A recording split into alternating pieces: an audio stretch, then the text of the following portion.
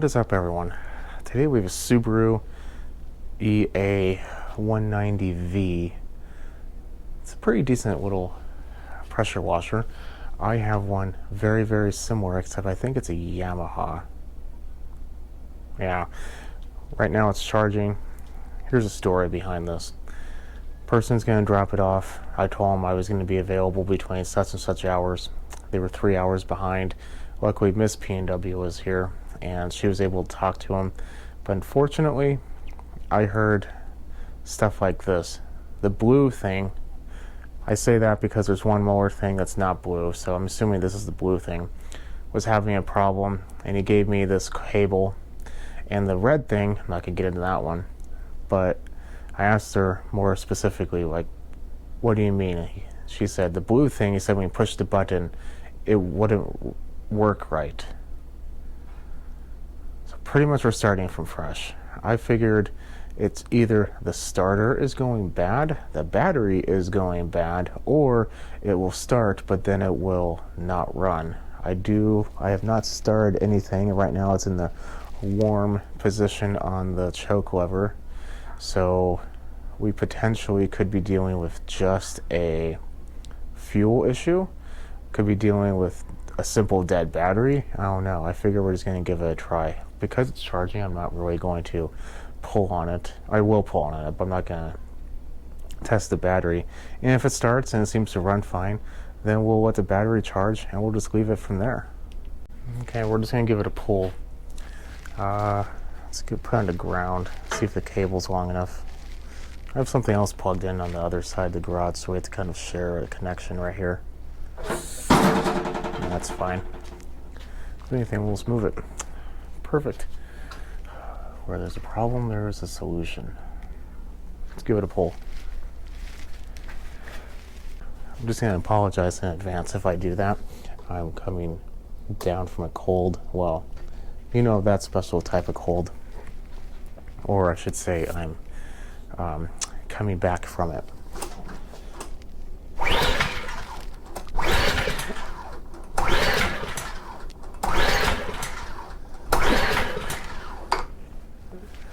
That's choke, so it should have started by now. I think I kind of smell fuel. I did check and there's oil. The fuel is on.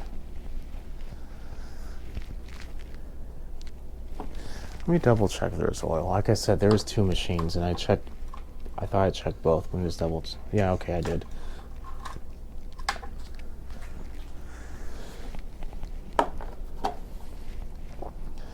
There's the air filter, and that's good. Sometimes you get these and they have no air filter. We're going to turn it no choke and put a little bit down the throat. If we get a pop and a bloop, then we're good. If we get nothing, we have a problem.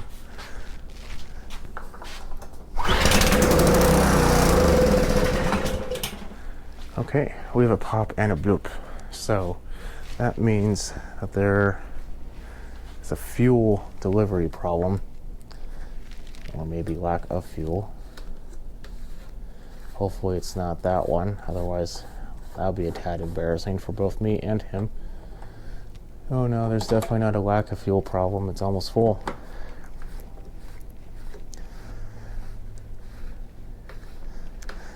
These are interesting little carbs to clean.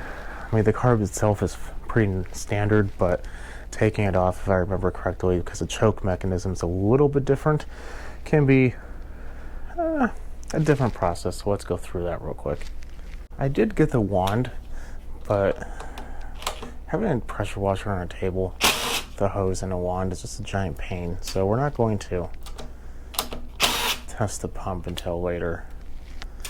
I mean, he said nothing about the pump. I made sure to ask that question. I'm like, he said nothing about pressure or water. He's like, no. Okay. Well, that's good. The reason why it was a little hard is because of the whole crank vent.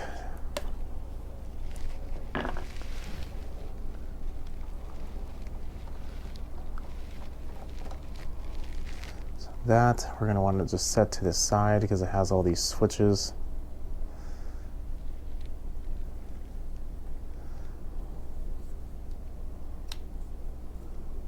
And we're just going to turn it to off because it's a lot easier to A, make sure it doesn't start on us, and B, it's a lot easier to put it back on.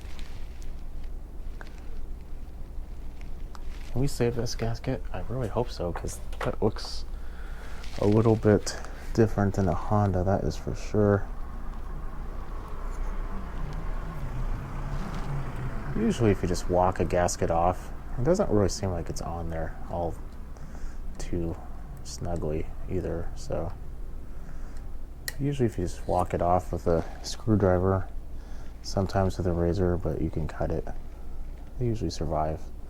Yeah, there's a little tiny piece right there, but that's fine. The fuel clamp is down here. I did not do that, so I have a feeling that someone has been in here before. The fuel is off.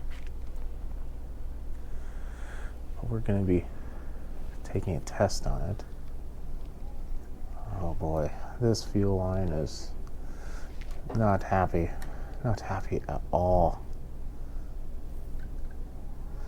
We're just gonna, and it's already ripping too. You know what? If it's already ripping and we're gonna have to replace it, we're just going to do that.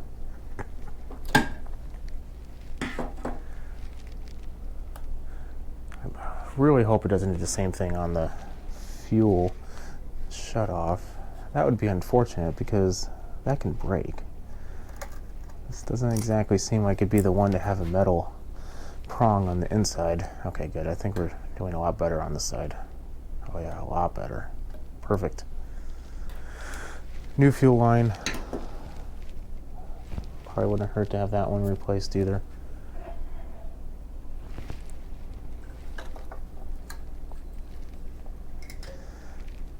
And luckily, Subaru was kind enough to not make it so we have to take off one of the posts. That's always nice of them. Okay, we're going to give this a cleaning. We're going to take a look at the fuel that was inside of the carb, dump it, and then take a look at the fuel that was in the tank and see if it's new, if it's old, just has water in it. New and old. Oh, there's some floaties in there. Looks like there's a stabilizer at one point.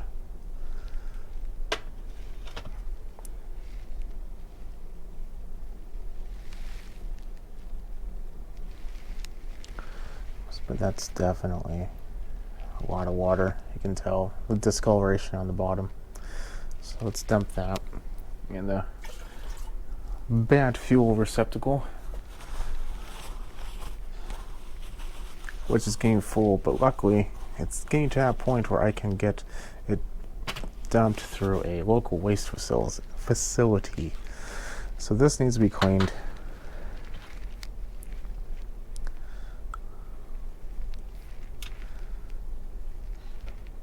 Just gonna put that right there. Let's take out the jet.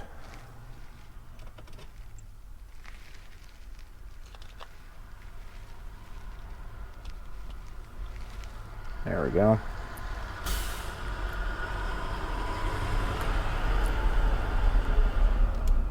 I know I've talked about this screwdriver before, but you can take I just took a very cheap screwdriver. I don't even remember where I got it, but it was like $2. And just ground it down to kind of make it a perfect size for jets. Because a lot of these jets are very, very similar in sizing. And, you know, it just makes it easier than having to buy like a $12 tool. So if you don't want to do that, do that way. A grinder and a cheap screwdriver is all you need. Unless you don't have a grinder, then it'll be cheaper just to buy this screwdriver that's pre-made.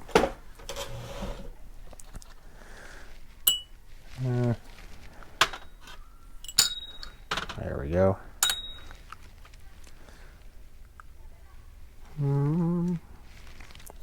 So this has like a, I want to say like a D, but if you just take the same screwdriver, it will just fit into the side. So don't even, it looks ominous, but don't worry about it.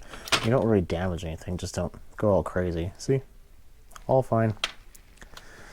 This can be a tad rough, but if you just take your screwdriver and go on one side and then just kind of lift it up, it usually comes out.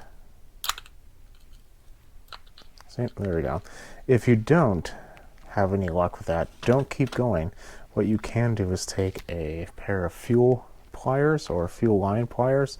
That also works very well because usually you can get on the side, both sides of that. Might be a little hard with that though. That is not adjustable right there. I think some of them are because that's pressed in piece from the looks of it. I think that's it. I'm going to turn on the ultrasonic cleaner, which I should have done already, and then put this in there, 5 minutes. If you don't have one, like I said, carb cleaner, take a special note that this is probably rubber. You're going to want to take the bowl seal off. A lot of carb cleaners will damage those type of materials, but I'm going to go ahead and get that done and we'll reassemble. Couple things were done while you were gone. One, I took a fuel sample, appears to be fine, from the tank. So I don't think we have a problem with the fuel in the tank.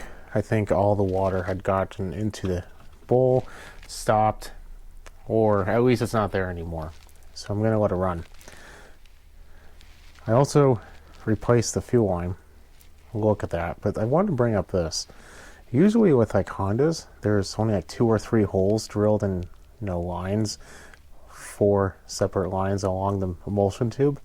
And this has like 1, 2, 3, 7 and 5. That's a lot. In addition to that, the jetting on this looks way bigger. I also blew all that out, by the way. And took a wire from a wire brush and cleaned it.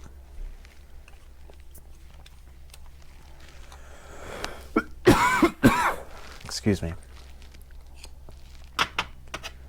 So, in addition to that, I took a Q-tip and I put on a drill and I cleaned out the seat. Because, well, I don't want it to. And that looks so kind of bad right there. I think a quick blast from the air compressor will take care of that. Cover your ears.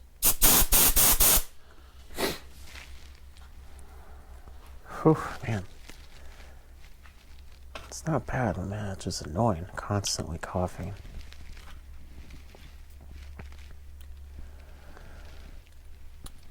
There we go. Now, we're going to blow in here with it like this. And if we hear air, that's bad. If we lift it up and we don't hear air, that's also bad. Like this should be no air. This should be air. Okay, so far we're doing good. Put the bowl back on. Cleaned out all the gooeys. Just gonna give it a quick little snip snip or snick snap. There we go. Nothing too much, you don't want to tear the gasket. And I also took a wire brush, cleaned out that jet as well, or bristle from a brush. Put that back on. I heard snaps, that's pretty good. There's dirty part towards this end of it. That's where we're going to screw it into. I doubt this idles, but it's best to put it back where it is meant to be. In fact, I don't know how it would idle. I also took the fuel line off. Okay. We are set. Let's go ahead and put this back on. Yeah, thank you, dog. Always the neighbor's dog. Only when I'm recording, too. There's 2 sizes of holes on here, a large and a small one. The large one goes for the linkage, the small one goes for the spring.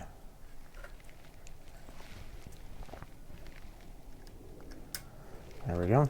So put this back on like so. I think I might have cut the fuel line a tad long.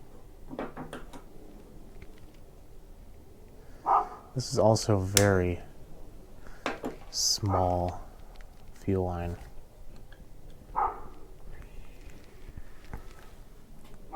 Okay, sorry, project came again. Anyway, let's put, oh yeah, fuel clip.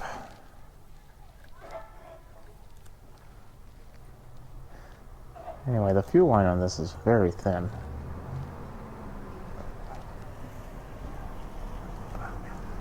This fuel clip barely even wants to slide on. In fact, it doesn't want to slide on. Let's try this. There we go. Probably point this down. Sometimes that could be a problem. This too, because your fingers can get hit by it. There's a hole right here. It goes with the hole in the gasket. It's a vent, I believe. Let's see. Now just put this on. Shouldn't have any problems with the choke. I hope not. Let us turn it.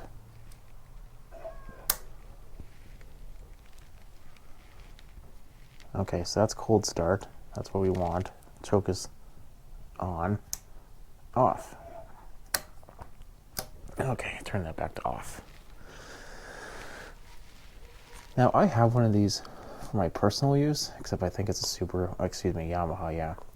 As I mentioned before, and the only thing I don't like about it is you have to turn the choke on right before you turn it off, and when you do that, you almost always get a backfire. It's not loud, but you know, you're not used to it, or someone unfamiliar with it hears it. Could potentially be a jumpy moment, to say the least. Also can make it really funny too.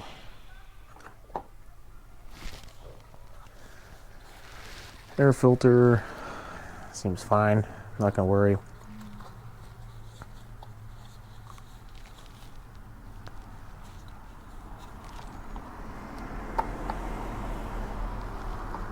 There we go. Turn the fuel on. We're going to see if we see any drips. We didn't have a problem before, at least nothing that I saw, of leaking fuel, but we did do a little bit of work to the seat.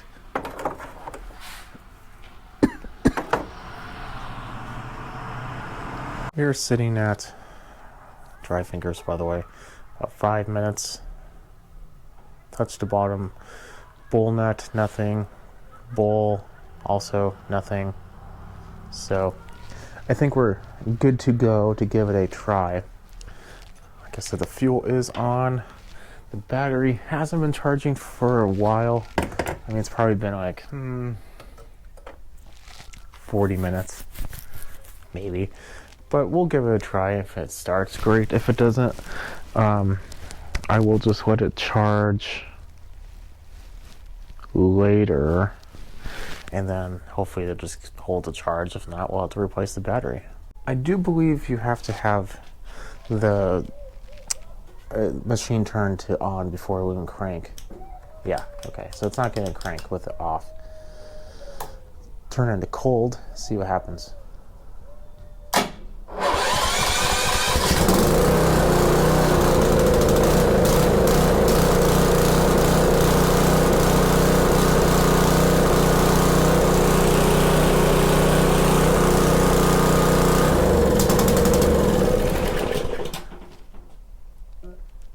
No pop. And it only ran for a couple seconds. So, looks like we're good to go on that. Let's look at the, let's turn it to warm and see if the battery can turn it on. Not bad. It's still cold, so I'm not going to worry about it. But other than that, I think we're doing pretty good. I think I still want to connect the battery for like another hour or two, just to make sure. And other than that, it should be good. I would check out the pump. However, it is, excuse me, 34 degrees outside. It looks nice, but it's cold. The sun melted the ice on the grass. But other than that, it is completely frozen. And my spigot is in the shade, and I really don't want to deal with taking out the little bit of ice that's in the hose or whatnot, because of, it's just annoying. But if the pump doesn't work, I do have a video on replacing a pump, not on this, but on the Yamaha.